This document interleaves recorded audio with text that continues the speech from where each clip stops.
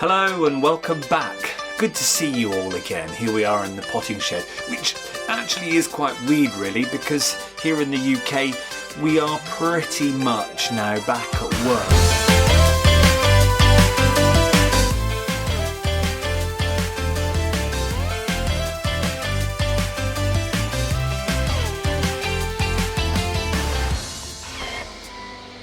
I love that. I'm pretty much back to work, to a near normal, Wednesday to Saturday at the shop, 10 till 3. Not completely normal with my social groups in the morning and afternoon, so I do miss them. And I know many of my ladies who come to the social groups watch, so hello from your home. Do miss you all. Oh, I can't wait till you can all come back, whenever that will be. I think maybe when theatres reopen, where they can be closer than 2 metres and for so much time, but it's all still a bit weird that. But so I'm still doing it from home because I know many of you are still at home, even though the message here in the UK is to go back to work. I know many of you watch our vlogs from all around the world, Canada, America, New Zealand, Australia, and I know the virus is affecting you differently there, and you'll be at different stages, so all the best with how you are dealing with it where you are. If you are still at home, then enjoy regardless, because I don't have my social groups in the shop at the moment. I'm out on my own at the back, and because of all that Christmas fabric coming in, I thought, well, why not make a Christmas advent calendar and stocking? Take a look at this.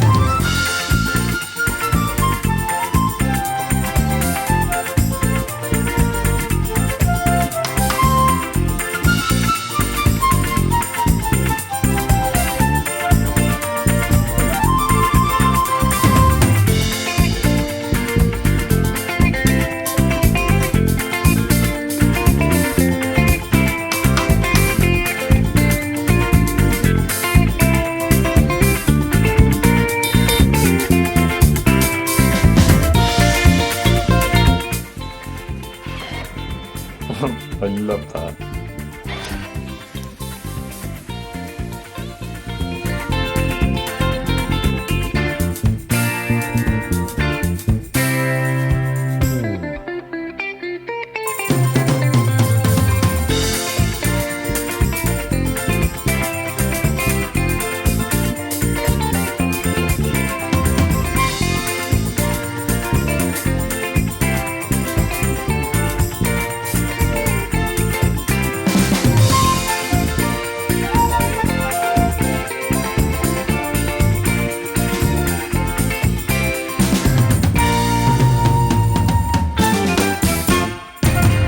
Right, I'm going to do a bit of knitting. Have you got your knitting out? I've got my knitting here. This is my current work in progress. Here we go. I said on the, it was the stay at home vlog 1, the first one actually, when I was first getting used to it and introduced my next project. Well, it is this one. It is, as you can see from the front there, it is. So go back to episode 1 and have a look at it. It's a cardigan called Intersections by Rosso Cardinale, fabulous Italian designer, and it's worked in the round, and it's going to involve, because it's a cardigan, it's going to involve cutting, steeking up the middle that you can see there where I'm going to cut. And it's all about colour work. Now, I have never done colour work at all. I am very much a beginner knitter. I've been knitting for 4 years, on and off, since having the shop. And I thought, do you know what? I am ready to attempt to do some colour work. Some people call it Fair Isle. Is it right? I'm still learning about this. Fair Isle only uses 2 colours all the time, I think. Is that right? I know some of you will be able to comment below and let me know on that. There are differences, and I know many people use the term Fair Isle for colour work, but I think there are, or it's a bit like sellotape, isn't it? A brand name, or Hoover. So people will say Fair Isle for any type of colour work, but I think the two are different. So started off with the rib and then went in to 2 colours. It was about 4 or 5 rows, but I'm getting slightly nervous about the yoke, because I'm getting closer to splitting for the sleeves and then doing the yoke.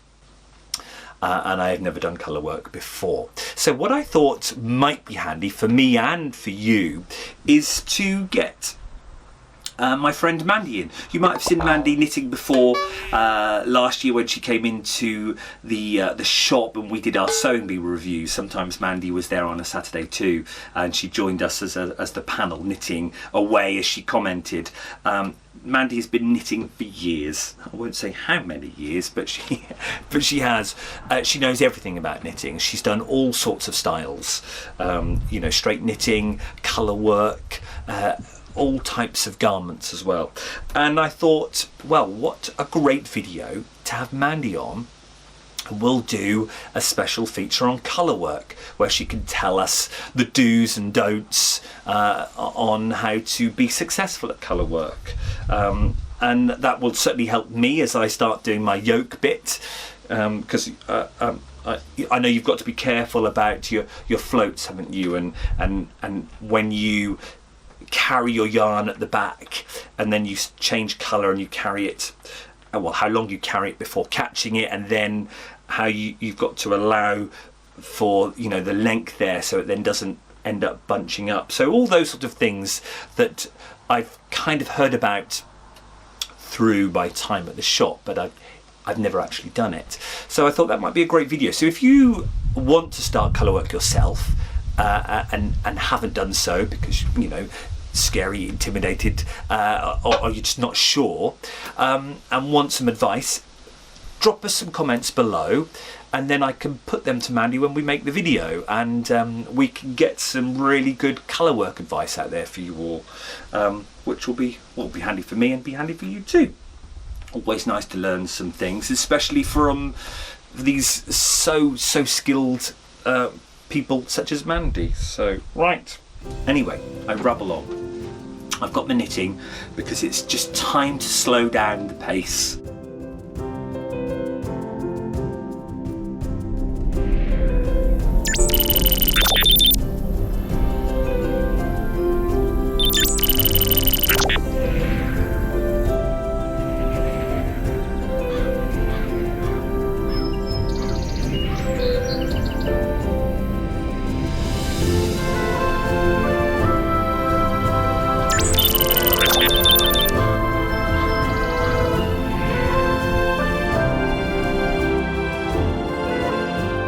So just walked up Loughrig.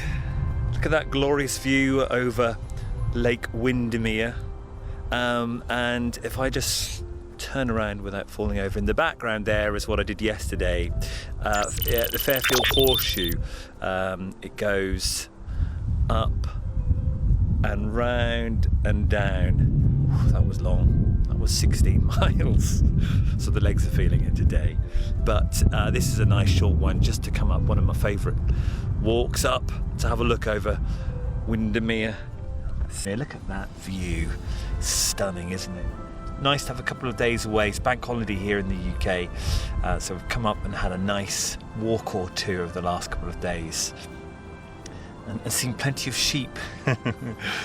But it's lovely to get away from it all and have a bit of a rest. So why not? I've just got to the top of a peak, got a coffee. I think now is the perfect time to take a look at your makes in the gallery.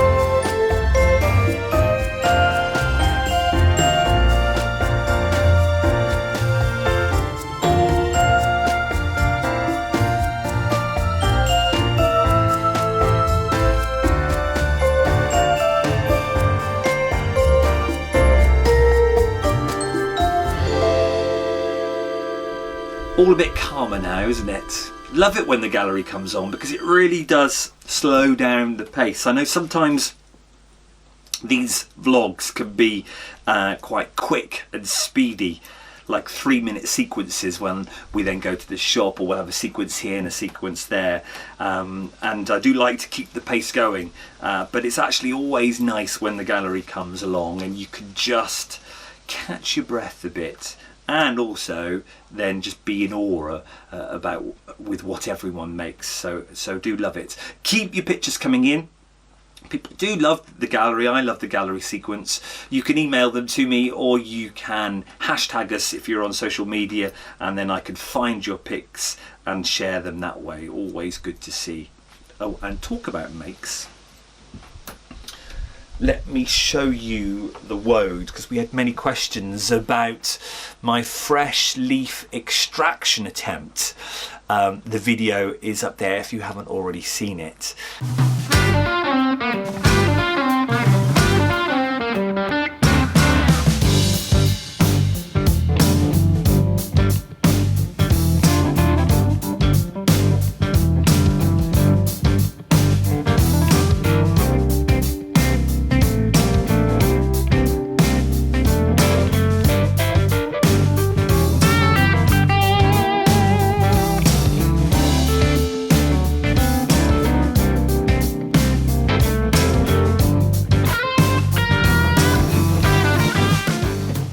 Playing around with resist,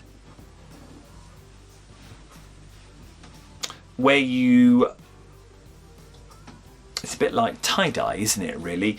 I think it's the is it shibori, where you stop the pigment from attaching by putting a resist there. So as you can see there, I had put a couple of cable ties around. Thought, oh, just experiment. It's fun to see what effect it has, and you can see there. But I suppose the question is, would anyone want to knit with it? How would it knit up? I mean, it looks lovely like that, but it does look even more special when properly hanged. I mean, when you see it like that, wonderful. But I'm not too sure how it would work knitted up, whether people want to buy that sort of thing. But is that more interesting than solid blue? That variegated look. You tell me, because I know many of you are big fans of hand-dyed yarn. Is that why you go to hand-dyed yarn, because of the intricacies and uniqueness of it? Whereas almost solid, well, is that commercial? Can you get blue, dyed blue, commercially anywhere? Is that as interesting? It's probably not. I mean, it's still unique because it's woad and hand dyed, but not as unique as that. And I played around with this one too. This one I thought, well, let's dip half the hanky in there. So I dipped half the hanky in like that. That was hanging outside the vat for its 8 minutes. Took it out, let it oxidize, that's when it turns blue. And the beauty of indigo is, to get it darker, you don't necessarily need more pigment for a first dip. You just redip, and redip. Now, every time you redip, you actually only dip it for a short amount of time, because, as some of you can probably imagine, if you dip it for too long, actually it can strip the indigo off it. The science there. So I redipped again, the whole lot, for 2 minutes. So that bit got darker by a little bit, and that bit got a 2-minute dip with me. I think you've all glazed over. I think you've all gone off for a cup of tea, a refill. But that's a bit of fun. But I mean, I enjoy doing it. But will it sell? And ultimately, I have to remember that I am a business and I'm here to grow and to make money. Ultimately, to sell things. Will that sell? Would you buy that? Let's wind it up again. See now, look at that. It's like a wonderful sea view. Oh, I've got my thumbs muddled up. There. So it's fun to experiment, but ultimately, will it sell? How will that knit up? Because I know that's what I will get. I'll get a lot of questions. Oh, it looks lovely, but how does that knit up? And I'm not too sure yet. So I think I've got to get knitting some samples. Mandy? So I've been busy experimenting. Oh, and talk about experimenting and knitting. Take a look at this sequence of some new super chunky yarn that we've got into the shop. And I'll just give you a little hint of what's to come. Super chunky yarn, Colin knitting, and Harry Styles. Super chunky wool, and it's all going to be for the Harry Styles cardigan. Have you seen it? Go and check it out. Type just in Harry Styles knitted cardigan and you'll see.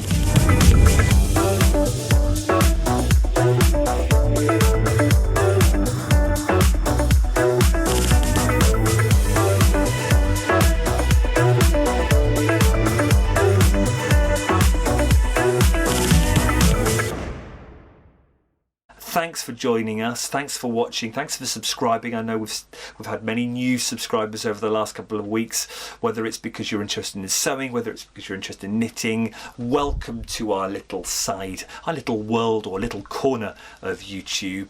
And I look forward to seeing you soon. Bye-bye.